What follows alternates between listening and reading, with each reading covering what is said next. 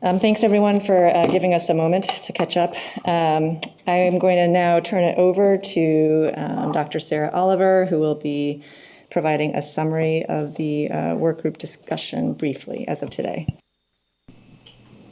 Thank you and good afternoon. Next slide. So as has been mentioned previously, any policy on booster doses will be coordinated with FDA for regulatory allowance and ACIP for recommendations for use. Today we have reviewed the data, and as is our standard process, we await FDA action, and then ACIP can make recommendations for use. Next slide. These are the presentations you've just heard to provide data to inform recommendations for booster doses of COVID-19 vaccines. I'll provide a brief summary and workgroup interpretation of these presentations. Next slide. So first, the safety and immunogenicity from a third dose of BNT162b2 provided by the Pfizer-BioNTech presentation. The data showed today were from 23 individuals from the phase 1 study that were boosted approximately 8 months after the second dose, and 312 individuals from the phase 3 study that were boosted around 7 months after the second dose. When the immunogenicity data was evaluated 1 month after the booster dose, the geometric mean titers were around 3-fold higher than 1 month after the second dose. To evaluate the proportion with a seroresponse, 99.5% responded after the booster dose, compared to 98% after the second dose. And reactogenicity was similar after the booster dose and after a second dose. Next slide. So for the workgroup interpretation of this data, the workgroup highlighted the number of individuals included in evaluation for safety and immunogenicity from the manufacturer. Overall, the immunogenicity data is reassuring, but many unknowns remain. It is unknown what the clinical impact of lower antibody levels seen pre-booster. In addition, the antibody kinetics over 1 month post-boost, including the rate of waning, is currently unknown. And finally, while we're encouraged by increasing antibody levels, it's not unknown how the boost of antibodies seen will directly translate to clinical protection. In addition, the safety data is also reassuring, but again, there is limited size. There were 306 individuals included in the safety population. Based on those numbers, we would be unable to determine the risk of rare side effects, such as myocarditis, after a booster dose. And finally, the workgroup anticipates the ability to review additional data from an ongoing trial with around 10,000 individuals in upcoming weeks or months. Next slide. Next, moving to the presentation describing immunity and SARS-CoV-2. Dr. Thornburg described that the immune response generated by COVID vaccines is broad, including both cellular and humoral immune response. In addition, waning of antibodies likely do not represent the entire picture. Memory B cells are maintained out to 6 months after the primary series. In addition, the immune response may be impacted by both aging and variants. And finally, Dr. Thornburg described data demonstrating that transmission is possible with infections after vaccination. However, the workgroup discussed that it is unknown how booster doses of COVID-19 vaccines may impact transmission. Next slide. Next, we had a presentation around the current vaccine effectiveness studies in the US. As Dr. Link-Gellis mentioned, we'll provide additional context around global VE studies in subsequent presentations. The presentation demonstrated significant declines in VE against infection in individuals 65 years of age and over for mRNA products in the time since Delta. There were smaller declines in VE against hospitalization in individuals 65 years of age, but it was more substantial in this age group than in younger population. Among adults less than 65 years of age, vaccines remained effective in preventing hospitalization and severe disease. However, the vaccines may be less effective in preventing infection or milder asymptomatic illness due to both waning over time and the predominance of the Delta variant. Next slide. Then we heard modeling results from the impact of booster doses in nursing home residents. The results demonstrated that both increasing vaccination coverage of staff and increasing vaccine effectiveness in residents can impact cases among these long-term care facility residents. Community transmission levels also substantially impact cases in long-term care facilities. The work group discussed that this data demonstrates that booster doses are one way to protect this vulnerable long-term care facility population. However, it's not the only way we can protect this population. We can improve vaccine effectiveness in long-term care facility residents, which include the use of a booster dose. We can also increase vaccination coverage of long-term care facility staff, and lower rates of community transmission will be important. With high rates of community transmission, even with additional vaccines delivered, can lead to COVID importation into facilities. Next slide. So Dr. Talbot summarized the safety data and the VAST perspective, so I won't re-summarize here, but we appreciate the VAST's thorough review of the safety data. Next slide. So as for our next step, as is our standard process, FDA is carefully evaluating the data and will issue the regulatory allowance after their review. Then, after FDA regulatory action, ACIP will have additional discussions around recommendations for use. Next slide. I want to thank the people on the ACIP team who helped with the work that you've seen today so far. Next slide. And we can ask ACIP around additional data ACIP may need to review before discussions around the COVID-19 vaccine policy. Thanks, and Dr. Lee, I'll turn it back over to you.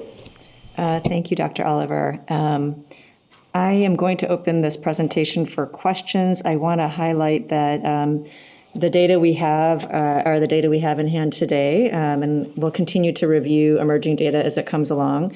Would invite our ACIP members to provide input on key areas that might impact our discussion about the use of boosters in the U.S. population.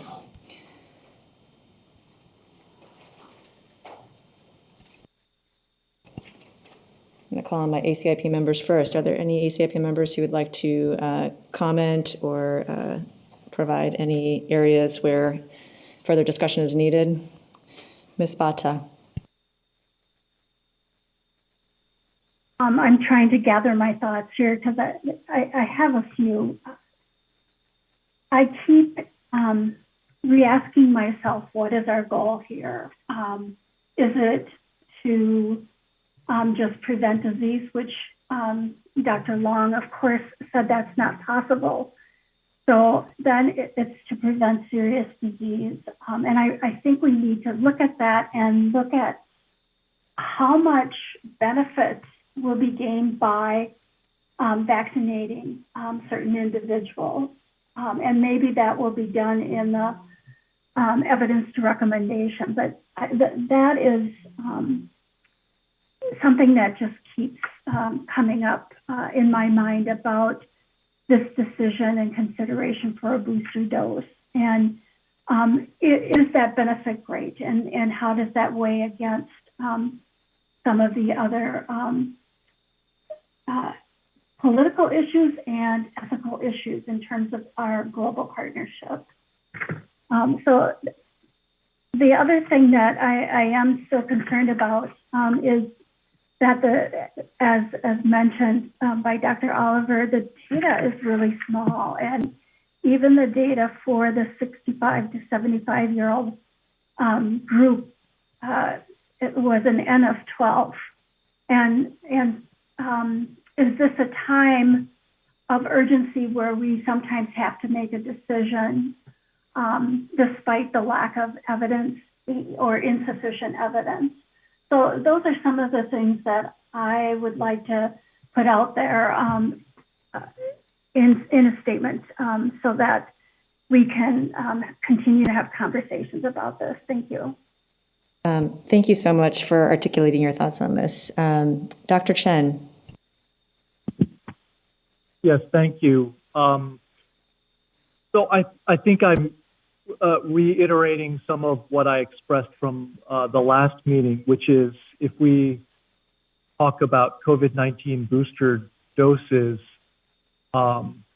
we seem to be constrained by existing law that really seems to lock a person into whatever primary series of vaccine that they received for that booster dose recommendation or approval. And I guess if we could somehow revise this in some way, which is not within our ability to do, neither CDC. But what I'm saying is that, if we can somehow have this discussion or this ability to deliver booster doses, whatever the risk or the age-based recommendation that will evolve and will be, but if it could be agnostic to the primary series a person is given.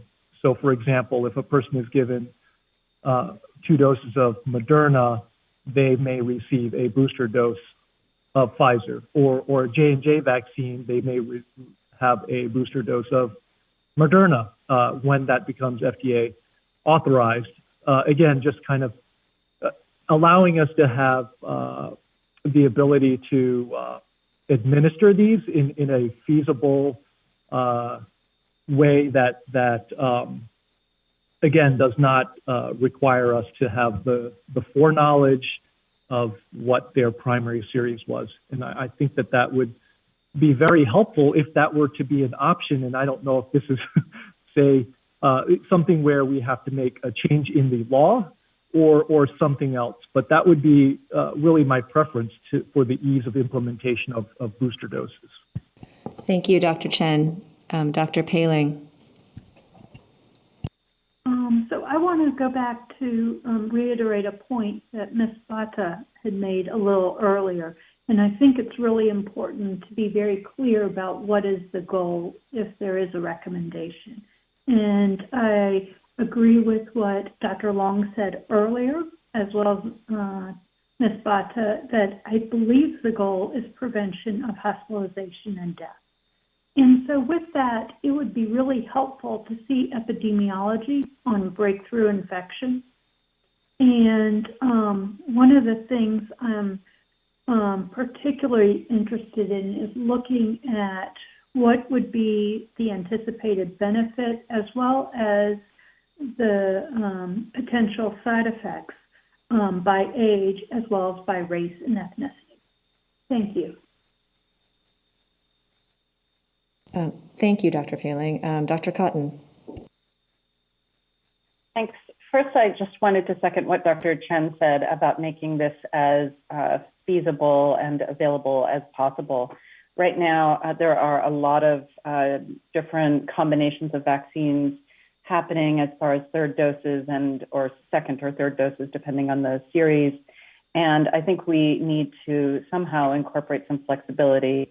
As he said, though, fully appreciating the law and what are licensed and approved in EUA, et cetera. I also just want to highlight that even with a third dose of vaccine, many immunocompromised patients, which is about 3% of the U.S. population, still remain quite ill protected against COVID-19. And our recommendations have been that they should be very carefully following infection control measures. So they still are living a life where they can't have their full professional and personal life back yet. Better primary vaccination of the overall population would definitely help curtail the pandemic and would better help protect them. It's not clear to me, thinking about the nursing home or long-term care facility model that was presented, whether booster doses would help protect this population. So it's something that we should think about. It would be something that would be challenging to look at. I would be optimistic that they might be better protected if the overall population is better protected, but I just wanted to highlight their vulnerability. Thank you, Dr. Cotton. Dr. Sanchez? Hi. Thank you, Grace. So I again want to echo the importance of establishing what our goal is, and I certainly agree with the others, as earlier mentioned by Dr. Long and then by others, Dr. and Ms. Bata, about that our goal really with a virus that a respiratory virus that really needs to be prevention of severe infection, as defined by hospitalization and or death, and not just asymptomatic infection or mild infection. And also with hospitalization, it's really hospitalization due to COVID, not just those who are on admission are hospitalized. And since there is so much screening going on hospital admission, not just those who are hospitalized for other indications, and certainly like for delivery purposes. So that's one point. I think that the safety so far that has been presented has been somewhat limited, especially in, for booster dosing, and certainly the Pfizer data, there is none in those less than 18 years of age. So that's another thing that would concern me. And the numbers are limited. And then when we get into the high risk situations, and those are, would we be recommending it? Certainly the third dose has been recommended for immunocompromised individuals, which I perfectly agree with because their immune status. But is this going to be by age and then those at risk? And that may be, for instance, healthcare workers. And I really would argue. I'm here, Ben. Hello, excuse me? We'll just make sure everyone's on mute except for Dr. Sanchez. And so that I really would argue more of age rather than just risk of exposure, especially if that exposure just leads to a mild infection. I also want to just say that there are differences between the Pfizer and the Moderna messenger RNA vaccines, and so that's something else that may need to be looked into more into the ultimate recommendations. And we really, really need data on the Janssen product. I think, patients who have received the Janssen product have been left out. And not only for, the consideration of boosting, but also even the consideration for, as a third dose for the immunocompromised. And so we really do need to come up with some recommendations. I know that the Janssen product I think today or yesterday came up with the second dose data, which I have not seen. But I think we really need to comment on those who did receive the Janssen product and availability of a messenger RNA vaccine subsequently. Thank you. Thank you, Dr. Sanchez. Dr. Lair.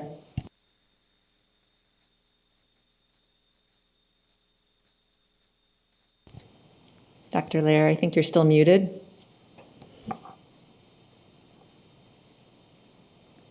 We can come back to you. I'll call on Dr. Daly next. Yeah, thanks so much. So I really appreciate this line of discussion. Particularly, it was sort of introduced by Dr. Long and others that vaccination is not going to eliminate transmission. But I would also probably add to that it's possible that booster doses could decrease transmissibility. But that's really an unknown. And in that case, we're talking about the societal benefit of somebody getting a booster. So I think in the individual risk-benefit calculus, I think when most people go to make a decision about boosters, they probably have multiple considerations, but they're thinking about their individual risk-benefit. And this sort of unknown about transmissibility is sort of difficult to factor in there because they may not directly benefit from that reduction in transmissibility, but others in their community may. So I guess these are just comments that just may increase the complexity here, but I think we should recognize that booster doses may decrease transmissibility, but it's really unknown, and that is going to be factored into the overall risk-benefit analysis that we make. Thank you, Dr. Daly. Dr. Lair, are you able to unmute? I'm unmuted now, thank you. Perfect, thank you. Go ahead. Dr. Sanchez brings up a very important issue. A large number of the hospitalizations with COVID in my community are incidental findings, people getting admitted for knee replacement and then finding that they're COVID positive. So one question I would ask the work group is, when they're talking about hospitalizations, are they talking about hospitalizations because of COVID or with COVID as an incidental secondary diagnosis? And I don't know if that's possible to tease out, but that would actually help me make a decision. Thank you for that point, Dr. Lair. Dr. Talbot.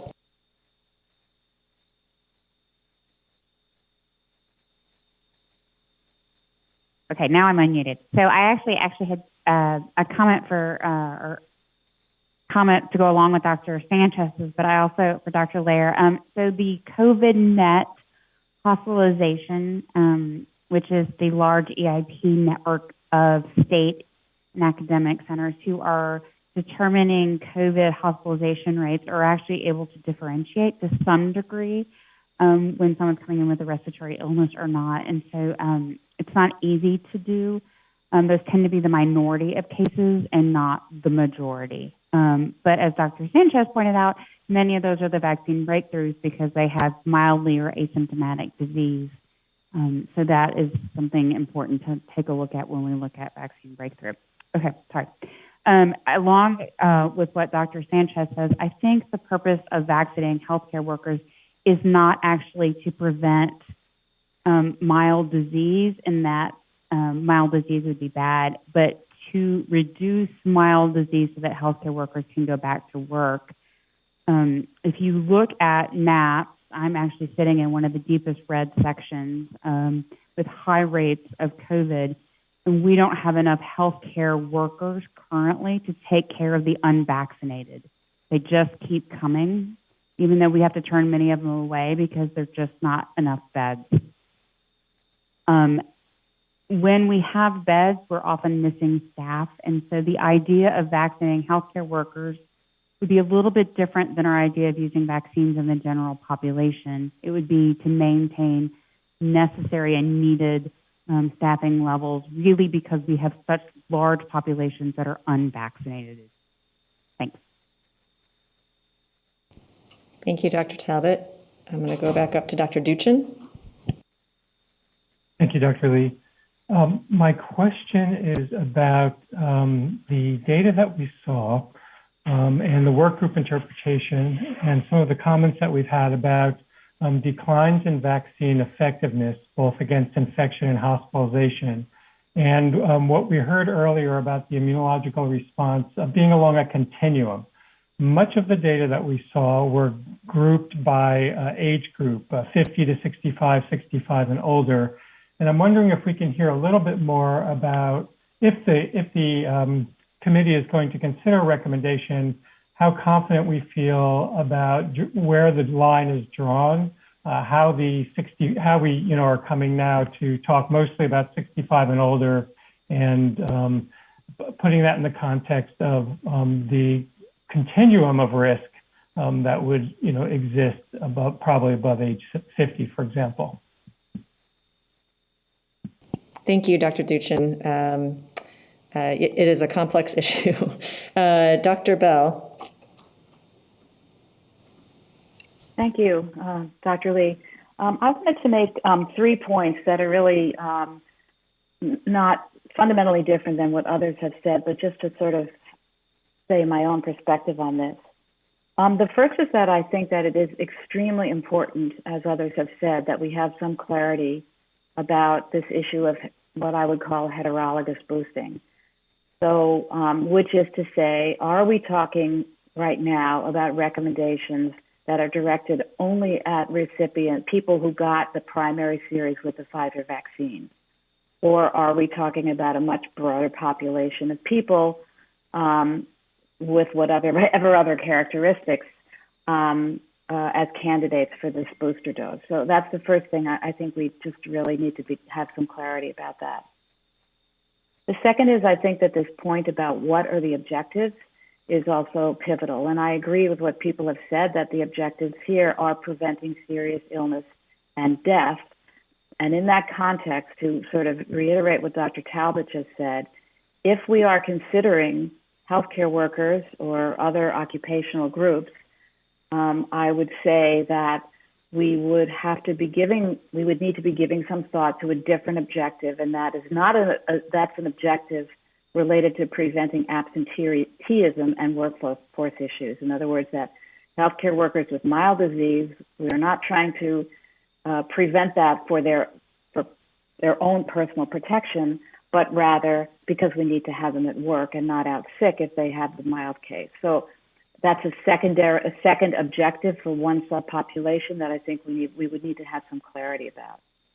And the third thing that I'd like to say is that I think it's extremely important for us to be keeping in mind that we are making recommendations for now, and that I'm extremely grateful to everyone that's made these presentations and presented all of these data. And I think the fact that we're not hearing about major gaps in data at the moment is a reflection of the fact that I think people have really combed the available data. But there are a lot of data gaps, and there are a huge number of moving parts, and things may change substantively in a relatively short period of time. And so I at least am looking at these data with respect to what it tells me about the current situation and current recommendations, with the understanding that, as I say, these are interim recommendations, and there may be data forthcoming in the near future which might change those recommendations, in my view. Thank you. I'm going to go to Dr. Long and then Dr. Sanchez. Dr. Long, please go ahead. Okay, thank you. Dr. Bell always says that so precisely. I think it would be important, considering that we only have the Pfizer vaccine in front of us, and we have no data that we've been shown, unless there are data to come tomorrow that are going to show us anything about mixing versus matching, that we will have the possibility that we'll say you should be boosted with what you got the first 2 doses of. And I don't have a strong opinion about theoretically, but we should have more than theoretical. And so that's going to leave half of the people immunized in this age group having received a vaccine and being told that they're at risk now for waning immunity and hospitalization, unable to get a booster dose. So that's a big public health panic that we would like to avoid. So I'm the question, and for the Janssen recipients, oh my goodness, we would need data, because we would need to know if they need 2 doses if they get a completely different vaccine. So I think that I would like to know, how long do we suspect it will be till we have the data from the NIH? And how long do we suspect it will be before FDA will see Moderna's information? And since the dose for the Moderna booster may be different, that's going to be further complications of probably not ability to mix then. So we probably should settle on the mixing versus matching before we make a decision about Pfizer, and before we make a decision about Pfizer at all, of whether we're willing to panic half of the recipients of Moderna. Oh, I know, I all this preamble, and I forget my question. My question is, do we know that anybody over the age of 65 has been on a ventilator and died because of breakthrough coronavirus, since there's lots of reasons to hospitalize people of this age? Thank you so much, Dr. Long. There were so I just want to state out loud that there are many comments and questions that are accumulating. I am actually going to give all of our speakers and colleagues at the end give them time to weigh in the sum total of all the comments and questions. But I was going to call on Dr. Link-Ellis just briefly to answer your last question, Dr. Long, and then we'll move on to other comments and questions. Thanks, Thanks, Dr. Lee. This is Ruth Link-Ellis. So just on the last question about breakthrough cases resulting in death, yes, we do have cases 65 and up that have resulted in death in fully vaccinated individuals. We have a couple of death vaccine effectiveness studies that are underway, obviously smaller numbers, so it'll take a little bit longer to get actual VE estimates. Thank you. Dr. Sanchez. Thank you. Just an added comment, I appreciate the comments of the others and certainly agree with that distinction that Dr. Bell had made, just as always. But another issue that comes up is those who've already had symptomatic disease and those who, not just those with the MIS-Cs in children, but other individuals who've had whatever symptomatic disease or hospitalized, and whether those individuals should get a booster dose as well. And we don't know really the safety of those, and we don't, and in those respective of age, and certainly in the younger age group. So I think that's another area that we need more information on, because I'm not sure that they need a third dose after already having had a symptomatic disease process. Thank you. Thank you, Dr. Sanchez. I would like to add a few comments and questions to the table, and also in the meantime, while I'm commenting, offer the opportunity for others to raise their hands. A few key points that I wanted to get across is one, agree that the goals of the vaccination program and being clear about it are going to be really important in helping to explain any recommendations. I do believe that the goals of a vaccination program are going to be dynamic over time depending on where we are in the vaccination program.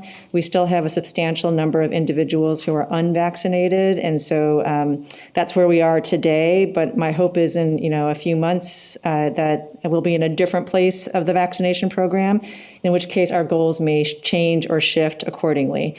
To Dr. Bell's point about things might look very different in a very short period of time.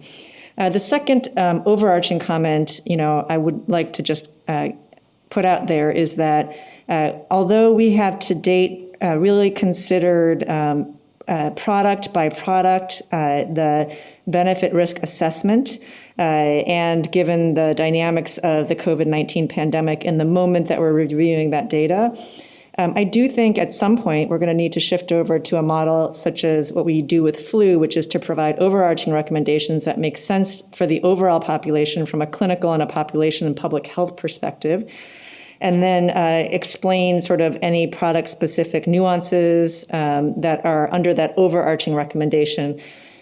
Over time, my hope is that we don't have to tackle it product by product, but rather we can tackle it by population and by what makes common sense and what makes good clinical sense.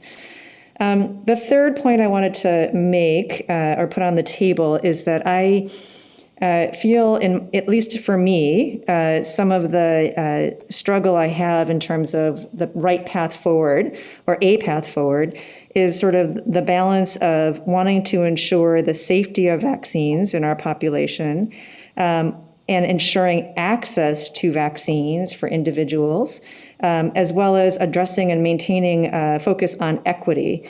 In terms of the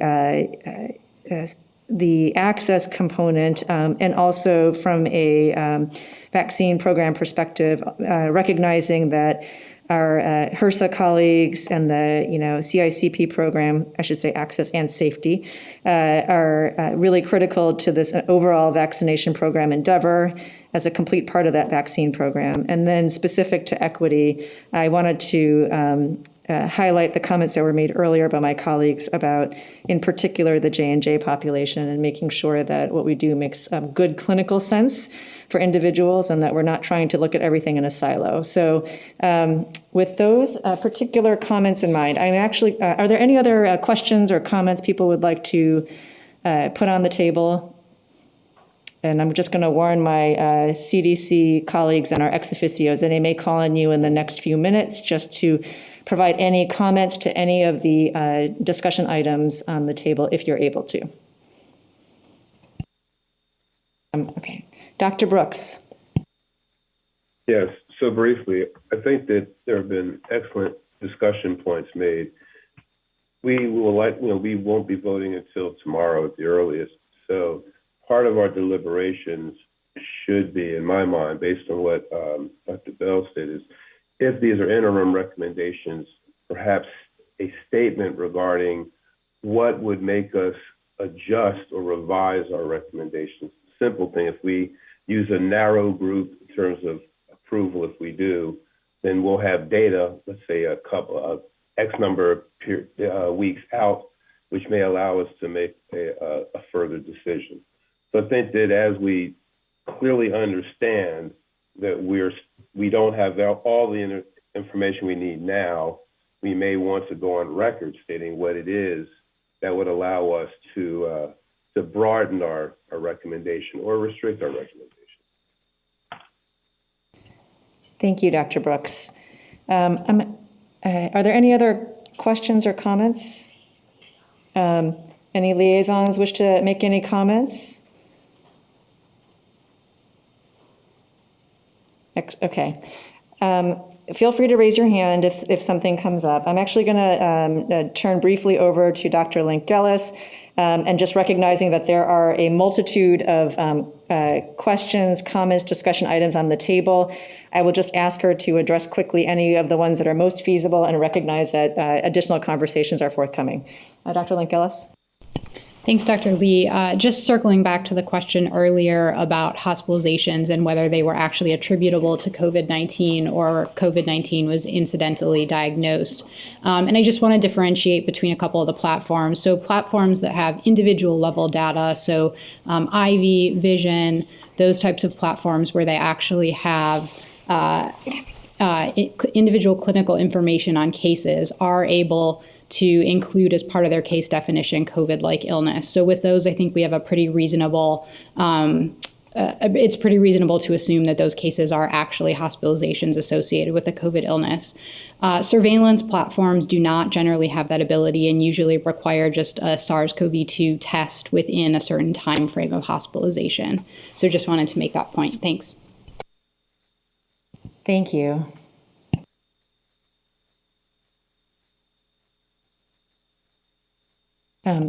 Dr. Beigel, you had raised your hand earlier. Is there something that you'd be able to comment on or provide just follow up on a discussion point? Yeah, I was just looking for the button to raise it again. So the full data set would for Moderna boost, Pfizer boost, Janssen boost won't be available until later this fall. Now that will include day 15 and 29 immunogenicity. We are also planning T-cell work, and I don't have a precise timeline on that either. It would be, the enrollment actually was Moderna boost first and then Janssen and then Pfizer. So the Pfizer data is probably the last that will be available to us. Now, it would be helpful to discuss what data sets are helpful, and maybe we don't need to wait for the full data set. It's probably a discussion that would be easier offline or in the working group. But if there is data that is we can talk through our timelines, and if there is data that is informative to you, we can discuss how to present it. Thank you so much, Dr. Beigel. Dr. Weiser. Hi, thank you. Yeah, I'd just like to maybe ask too if there's any way that we can get more data that would look at other risk factors, not just age, but perhaps race, or teasing out the interplay between race and comorbid conditions. So that would be most helpful for us, particularly for American and Alaska Native populations. Thanks. Thank you, Dr. Weiser. Let's see. let me see, is Dr. Fink available? Dr. Cohn, maybe I'll turn it over to you for a moment. Great, thank you. I wanted to address a couple of the issues that have come up that I can try to address. I don't think Dr. Fink is available right now, but as you all know, if an emergency use authorization is going to be issued, then ACIP policy will have to be in line with that language of those conditions of use. And so at this time, we're hoping that in the next little bit, FDA may be able to comment on potential limitations or no limitations in terms of that language around the Pfizer primary series. But the data that was presented today by the company and the data that FDA reviewed was all based on a Pfizer primary series with the Pfizer boost. It is really important, as you have all raised, these issues around equity, not leaving groups of people behind. But as Dr. Bell and others also brought to our attention, this is a rapidly moving target. And we do know that data on these other vaccine series is rapidly behind Pfizer, and FDA will be deliberating as fast as they can. I'll let them comment more when they're available. But I think that people do need to consider these as interim policies that will be adapted and responded to emerging data, both from an epi perspective as well as from emerging data on safety and effectiveness of these vaccines. We are fortunate that we can return at any time there's new data to support changing policy. Thank you, Dr. Cohn. I'm looking back in the box, and it looks like Dr. Long has her hand raised. Go ahead, Dr. Long. I do. I have another comment question. Dr. Lee, I wonder if you would be willing to ask Dr. Fink of FDA whether there is any timeline for Moderna filing for emergency use authorization for a booster, number one. And the other thing is, I would like to see some kind of an estimate of what would happen, what would be the downsides of not recommending for 65 and above now if we waited a month. If we think that rapidly emerging, it means there might be a Moderna authorization within a month, or maybe we should also model 2 months, because I don't want to jeopardize anyone. At the same time, it will be very, very difficult to have only half of the little less than half of the population who are eligible to be able to receive, if it goes with the matched. Thank you. Thank you, Dr. Long. I see Dr. Fink has raised his hand, so if you're able to provide a few comments, Dr. Fink, we'd appreciate it. Sure. So with regard to the question about the Moderna filing for emergency use authorization of a booster dose, I believe that Moderna did state publicly that they had filed a submission, and FDA is working as rapidly as possible to do that submission. In terms of the question around heterologous boosting, I'll repeat what I said earlier today, that from FDA's perspective, data are not available to inform interchangeability of a booster dose of one vaccine with the primary series of another vaccine. However, I do really appreciate the concerns around flexibility and the concerns around timing of availability of other authorized vaccines for a booster dose. And so in order to make sure that that I can be as accurate as possible in addressing these concerns, I really do need to go back and confer with FDA leadership as to the legal considerations for that question. And I hope to have a response tomorrow. Thank you so much, Dr. Fink. We appreciate your leadership in this area. It's been so critical to us at ACIP.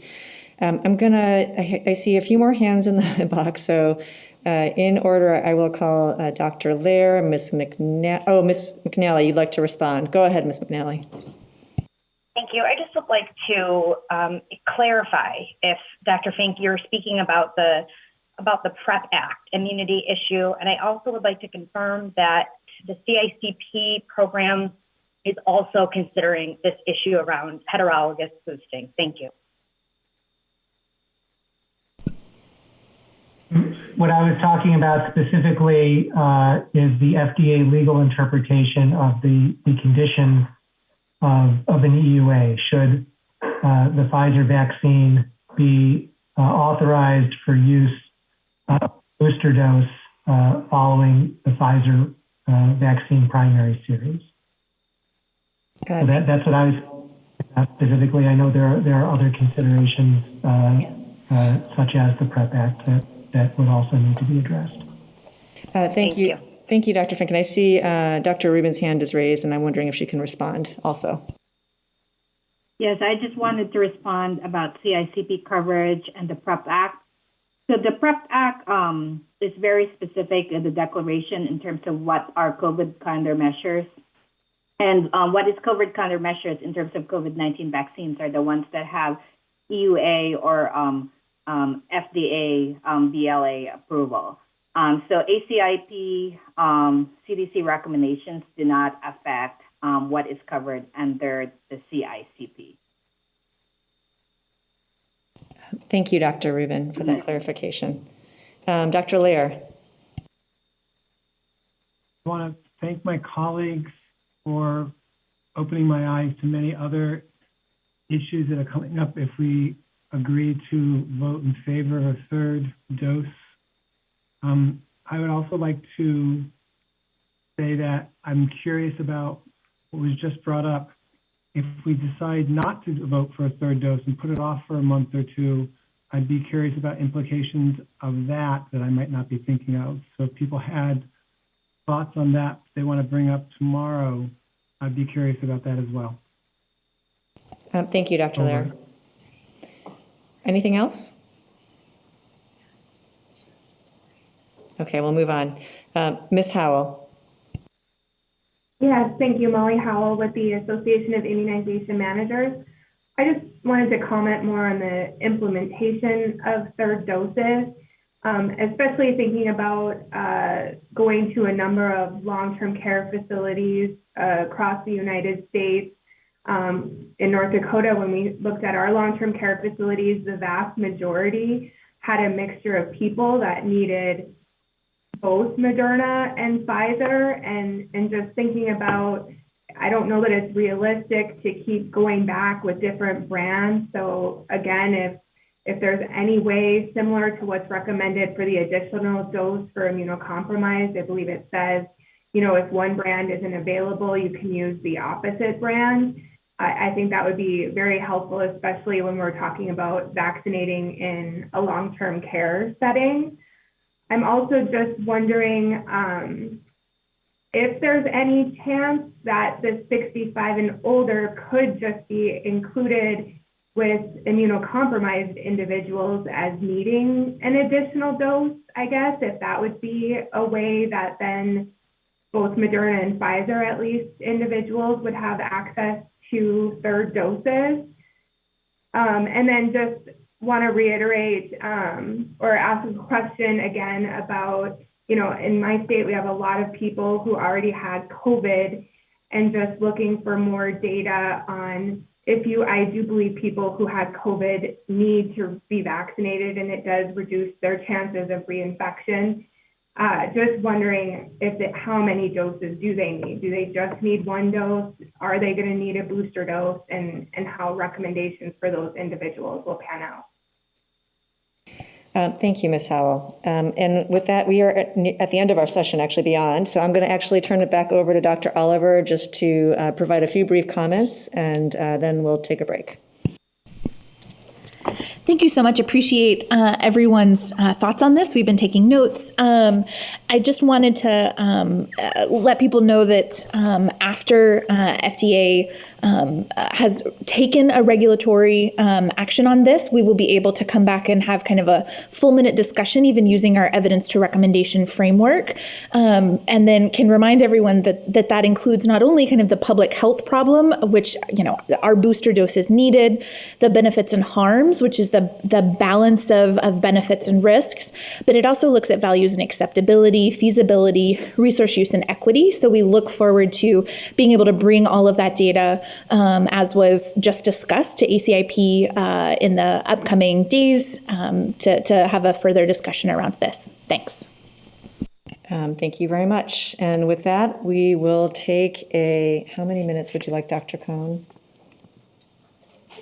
All right, we'll take a break till 3:45 and we'll reconvene then. Thanks, everyone.